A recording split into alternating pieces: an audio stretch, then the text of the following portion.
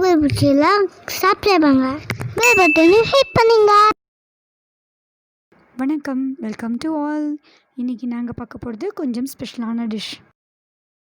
என்னென்னா உடச்சி ஊற்றின முட்டை குருமா, அதுக்கு சப்பாத்தி ரேஷன் கடையில் வாங்கின கோதுமையிலிருந்து எப்படி சாஃப்டாக செய்யலாம் அப்படின்றது தான் நாங்கள் இன்றைக்கி பார்க்க போகிறோம். வாங்க ரெசிபிக்குள்ளே போயிடலாம். ரொம்ப பேசிக் இன்க்ரீடியன்ஸ் தான். நான் இன்க்ரீடியன்ஸ்லாம் எடுத்து வச்சுருக்கேன் பாருங்கள்.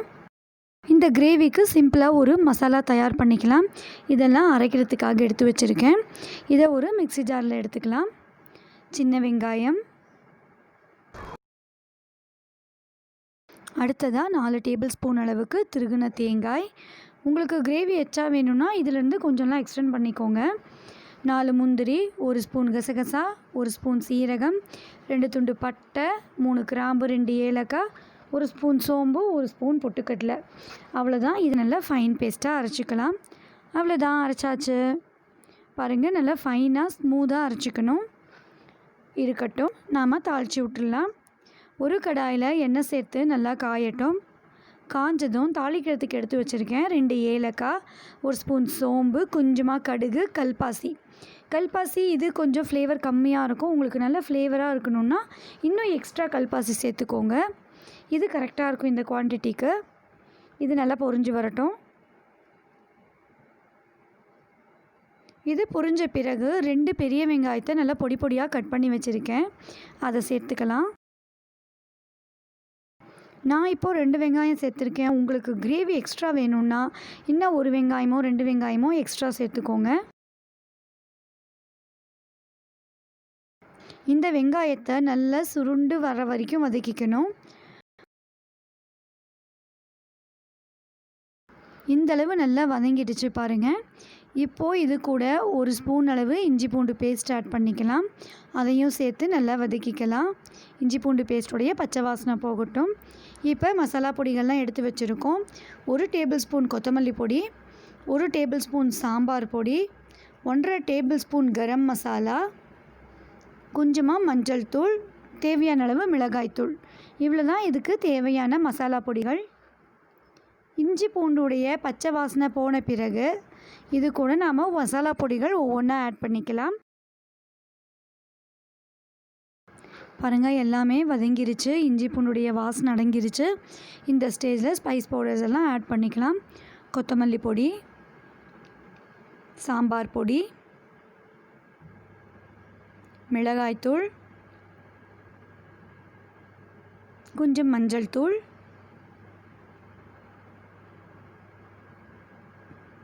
ஒன்றரை ஸ்பூன் அளவு கரம் மசாலா பொடி. அவ்வளோதான். இதெல்லாம் கொஞ்சம் வதக்கிக்கலாம்.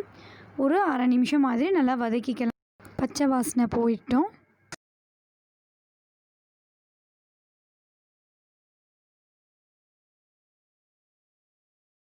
வெங்காயம் நல்லா வதங்கிடுச்சு. ஸ்பைஸ் பவுடர்ஸுடைய ராஸ்மெல் போயிடுச்சு. இந்த ஸ்டேஜில் 2 தக்காளி மீடியம் சைஸ், அதை பொடி பொடியாக கட் பண்ணி சேர்த்துக்கிறேன். இதுவும் நல்லா வதங்கி சுருண்டு வரட்டும்.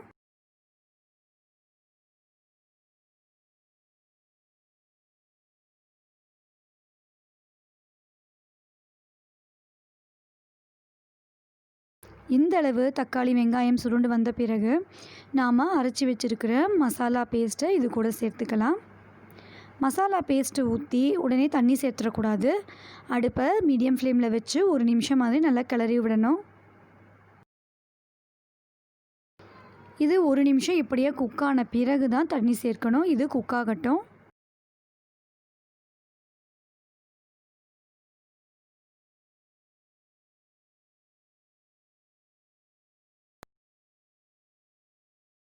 நாம் சேர்த்த மசாலா பேஸ்ட்டு எந்தளவு குக்காக இருக்குது பாருங்கள். இந்த டைமில் நாம் தேவையான அளவு தண்ணி சேர்த்துக்கலாம்.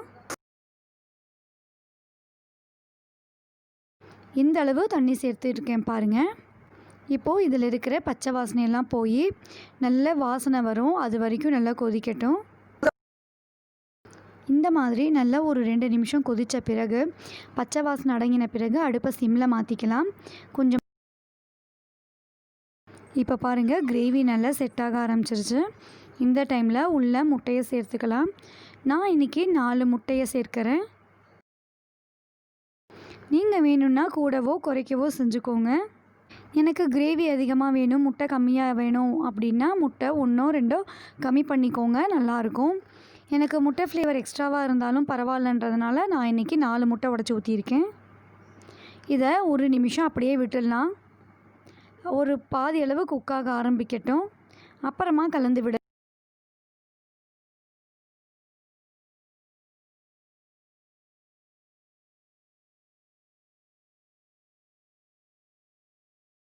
ஒரு அரை நிமிஷம் மாதிரி இதை இப்படியே விட்டுட்டு இப்போ கலந்து விடலாம். முட்டை வேக ஆரம்பிச்சிருச்சு, இப்போது கலந்து விட்டுக்கலாம்.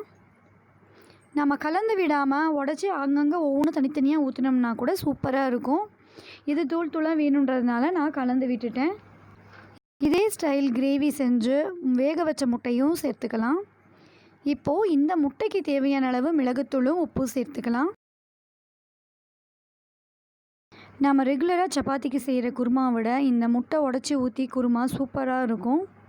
இதை நீங்களும் ட்ரை பண்ணி பாருங்கள்.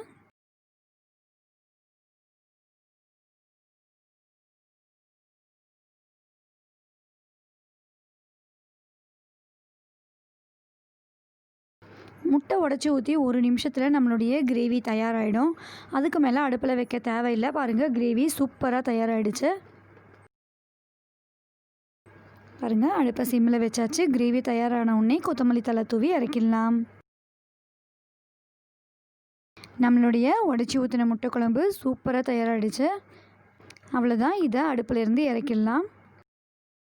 இது சப்பாத்தி, நான், பரோட்டா எல்லாத்துக்குமே சூப்பர் காம்பினேஷனாக இருக்கும். அடுத்ததாக நாம் சப்பாத்தி எப்படி செய்கிறதுன்னு பார்த்துடலாம். நாம் ரேஷனில் கோதுமை வாங்கி அதில் எப்படி சாஃப்டாக சப்பாத்தி செய்யலான்னு பார்க்கலாம். கோதுமையை நல்லா 4-5 தடவை அலசி 2 நாள் வெயிலில் காய வச்சு எடுத்து நல்லா மிஷினில் நைஸாக அரைச்சிக்கணும். நைஸாக இருக்கிறப்ப தான் சப்பாத்தி சாஃப்டாக இருக்கும். சூடாறின பிறகும் சாஃப்டாகவே இருக்கும். இப்போ தேவையான அளவு மாவு சேர்த்து அதில் உப்பும் கொஞ்சம் சர்க்கரையும் சேர்த்துக்கிறேன். தண்ணியை கொஞ்சம் கொஞ்சமாக சேர்த்து பிணைஞ்சிக்கணும். ஒட்டுக்கா தண்ணியை ஊற்றி பிணையக்கூடாது. இப்படி கொஞ்சம் கொஞ்சமாக சேர்த்து பிணைகிறதுனால நல்லா சாஃப்டாக சப்பாத்தி கிடைக்கும்.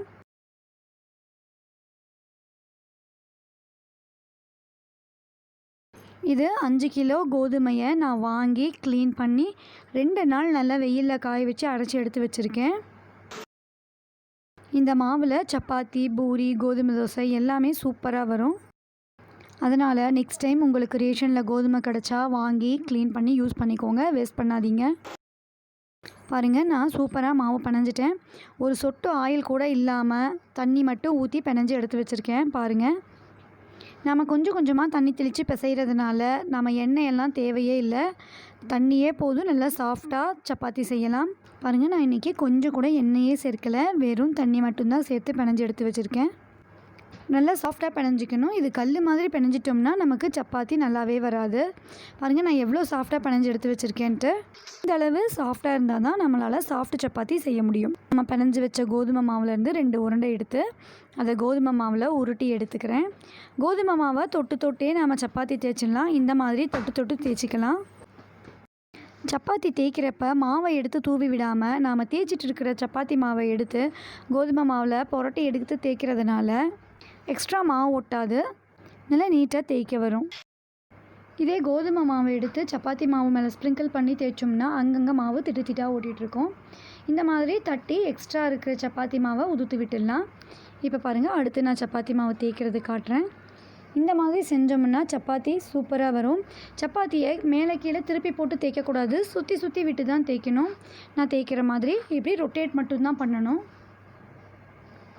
அப்படி தேய்க்கிறதுனால சப்பாத்தி நல்லா புசுன்னு உப்பெல்லாம் வரும். இந்த மாதிரி தட்டி எக்ஸ்ட்ரா மாவை எடுத்துடலாம். நல்லா கல் காஞ்ச பிறகு சப்பாத்தி போடுறதுக்கு நல்லா கல் காஞ்ச பிறகு சப்பாத்தி தேய்ச்சதை போட்டு இப்படி ரொட்டேட் பண்ணி விடணும். அதனால் ஈவனாக சூடுபடும். ஹீட் ஈவனாக படுறதுனால சப்பாத்தி நல்லா உப்பலாக வரும். நான் இப்போ சப்பாத்தி போடுறப்ப கூட கொஞ்சம் கூட ஆயில் சேர்க்கவே இல்லை, அப்படியே தான் சுட்டி எடுக்கிறேன். பாருங்கள், ஒரு துளி ஆயில் சேர்க்காமல் எவ்வளோ சாஃப்டாக சப்பாத்தி வரும். இந்த மாதிரி செஞ்சு பாருங்கள். இந்த மாதிரி சப்பாத்தி சுடுறப்ப சூடு ஆறுனாலுமே நல்லா சாஃப்டாக இருக்கும். நாம் ரொம்ப நேரம் அடித்து பிசையணும், நல்லா ஊற வைக்கணுன்ற அவசியமெல்லாம் இல்லை. நான் ஒரு 20 நிமிஷம் மட்டும்தான் ஊற வச்சேன். அதுக்கே பாருங்கள் நல்லா பூரி மாதிரி உப்பி வருது. அவ்வளோதான், நம்மளுடைய கிரேவி சப்பாத்தி சூப்பராக தயாராகிடுச்சு. இந்த உடச்சி ஊற்றின முட்டை குருமாவையும் சப்பாத்தியும் நீங்கள் ஒரு தடவை ட்ரை பண்ணி பாருங்கள். கட்டாயமாக உங்களுக்கு பிடிக்கும். என்ஜாய் பண்ணுங்கள். தேங்க்ஸ் ஃபார் வாட்சிங்.